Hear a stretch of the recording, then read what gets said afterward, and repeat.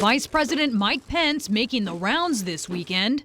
You see a president who's in the promise-keeping business. Backing up President Trump after his comments about respecting Russian President Vladimir Putin. Putin's a killer.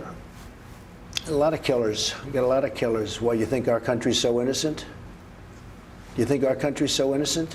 Pence was pressed to explain Trump's comments. I expect he's always going to continue to be candid with the American people, but what you have in this president is an absolute determination to re-engage the world. Pence put this spin on President Trump's tweet about the so-called judge, as he put it, who suspended the immigration ban. Well, look, the president of the United States has every right to criticize the other two branches of government, and we have a long tradition of that in this country. But is this a constructive way to do it? I think people find it very refreshing that they not only understand this president's mind, but they understand how he feels about things. He expresses himself in a unique way. And when the president says this about Iran's behavior and the nuclear deal President Obama struck, they follow our planes, they circle our ships with their little boats, and they lost respect because they can't believe anybody could be so stupid as to make a deal like that. Pence translates. What we're seeing here is hostile action, belligerent action being supported by or taken by the Iranians,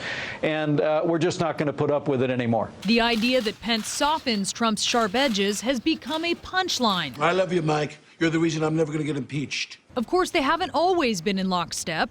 It's a rigged election. As running mates, Trump and Pence split on many issues, including this one. I've said before that we'll certainly accept the outcome of this election. Do you want Mr. Trump to make that clear? But in the 20 days, well, he said it in the first debate. And then he took it back. Well, he said it in the first debate, folks. Followed the next day by this. I will totally accept the results of this great and historic presidential election if I win.